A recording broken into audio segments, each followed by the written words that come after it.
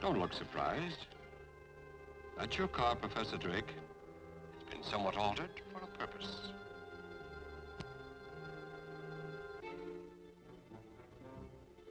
That won't help. Each door is automatically locked. Relax, Professor. I'll do the driving.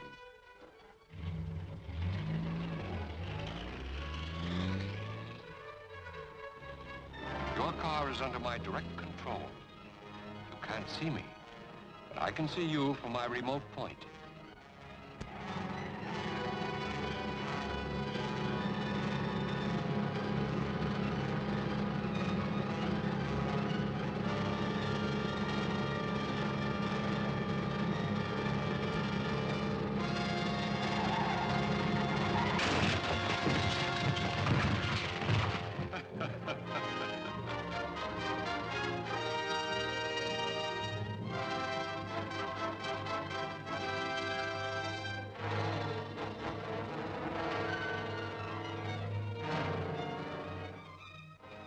Wait, Professor Millard.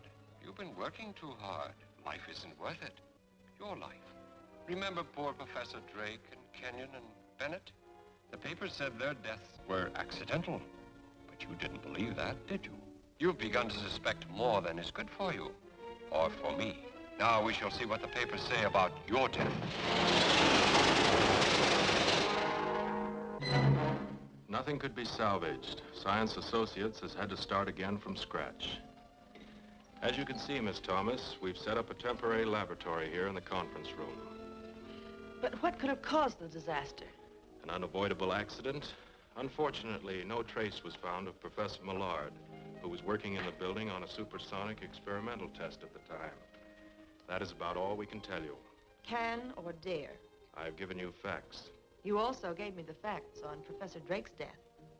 As publicity director for Science Associates, you've done a good press job, Mr. Winslow, but aren't these accidents occurring rather frequently? This is a scientific experimental project. There is always an element of danger. As well as sabotage? Now you're being melodramatic. No, realistic.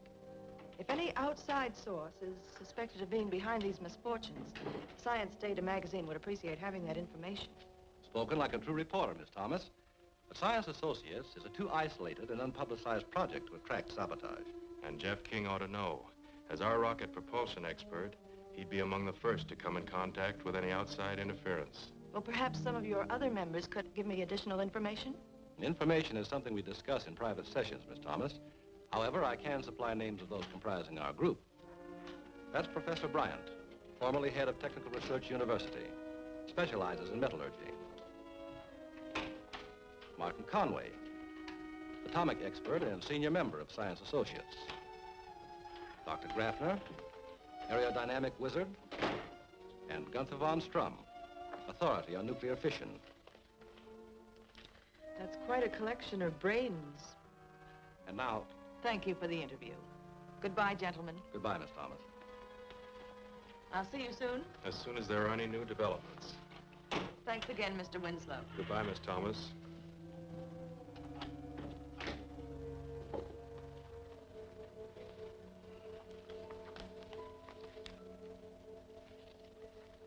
The meeting is called to order, gentlemen. As you know, we must select someone to continue the late Professor Millard's experiments. Why? In my opinion, Millard had become a visionary with fantastic ideas. Mad dreams of developing flying suits to change men into human rockets. A victim of overwork.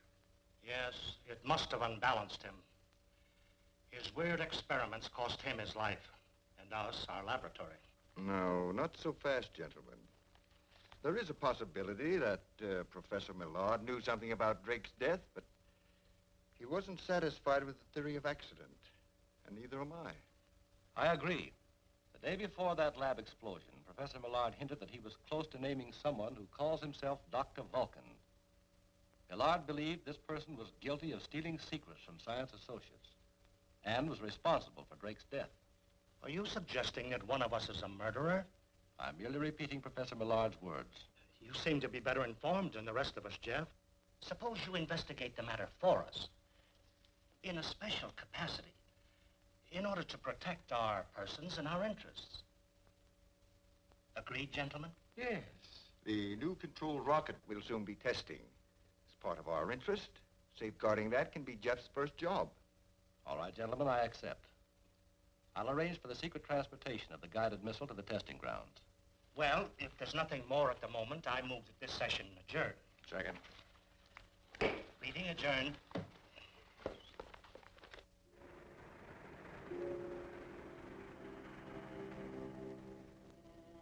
This waiting around gets me jumpy. I'm going out and get some fresh air. You'll stay put until we get our orders. Acting a little scared of somebody we've never seen. Aren't you, Durkin? I'm not scared. I just aim to please. Yeah, aiming to please a voice. A voice behind a door, over a radio, or on the telephone. I'd like to see who I'm dealing with. Maybe I have seen him. Right now, the important thing is to grab that pot of gold at the end of this rainbow. Wonder what Dr. Vulcan's angle really is. Those scientists out on the desert are working on newfangled flying missiles and trick jet planes. Certain foreign governments might pay plenty for that kind of stuff. If Dr. Vulcan can get his hands on it. Maybe that's why he's got us working for him.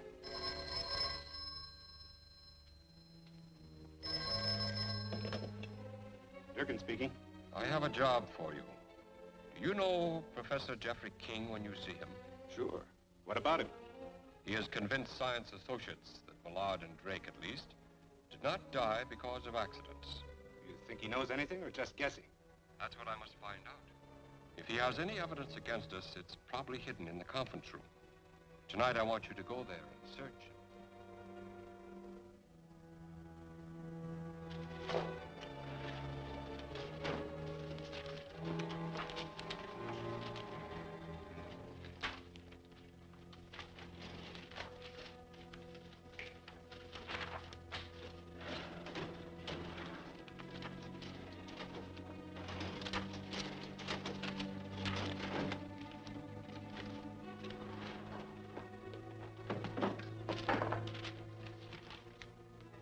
Find anything? Sure, a mess of books and a lot of scientific hoopla. Nothing we can use. We ain't finished yet. We better be in case King shows up. Why worry about him? Those professor types are all brains and no brawn.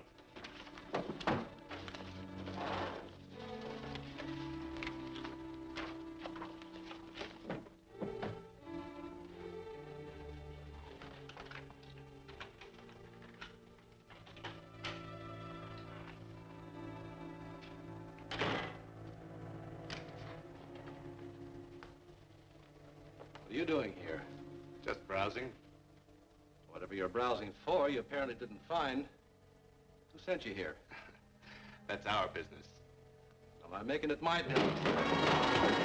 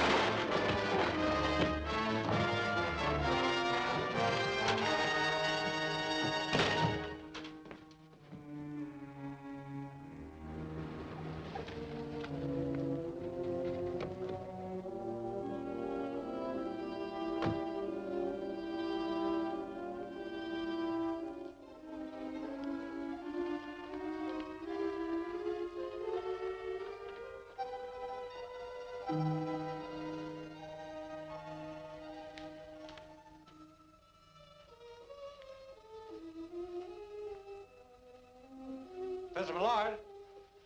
Here I am, Jeff. What's the idea? Well, I heard someone coming, and I can't risk being discovered by uninvited guests. Oh, I see. By the way, I found a couple of uninvited guests last night in the conference room. Oh? Who were they? I don't know. But I think they were two of Vulcan's little helpers. From now on, that project will be guarded. So you've been singled out as Vulcan's next victim. Not necessarily. Vulcan may have believed we had some evidence against him and sent the men to look for it. I hope you're right. Jeff, I'm not going to stay here any longer. I'm sure I can unmask Dr. Vulcan if I go back to... Now, wait a minute, Professor. We've been all over that before. Vulcan nearly succeeded in killing you in that laboratory explosion, remember? Of course. It was only your quick thinking that saved me. Well, next time we may not be so lucky. If you want to live, Professor, for the time being, you'll have to remain dead. You're right. But there's so much work to do. Yes, and all the time, space, and equipment with which to do it. You're right. That reminds me. I've completed the rocket suit. Good.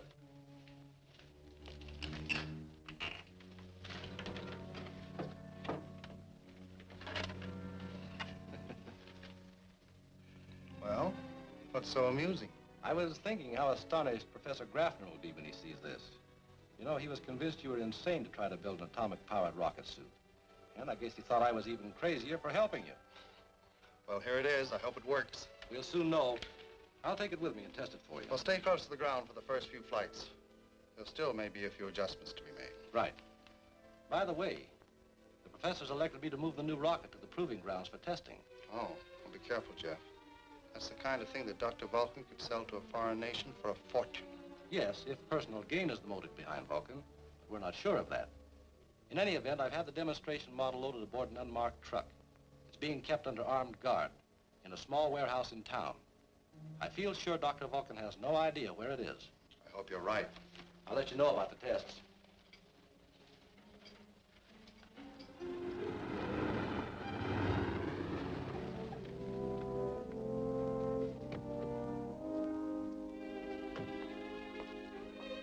How's everything? It's fine. Truck's ready and waiting for you. Good.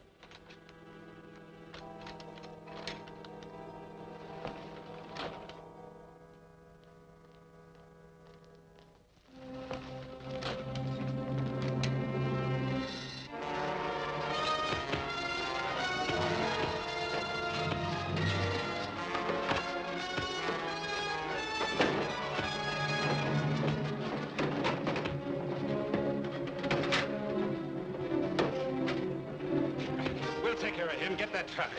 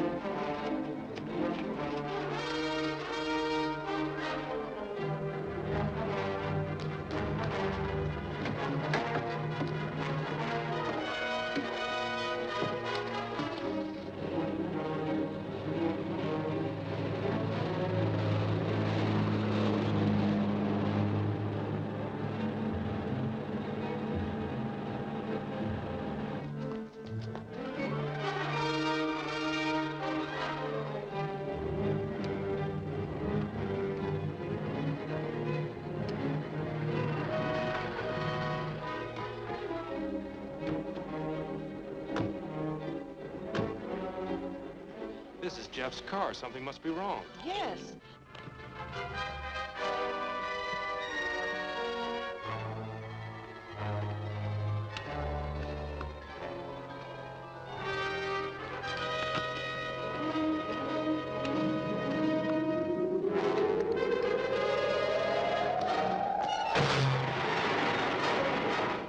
What's that?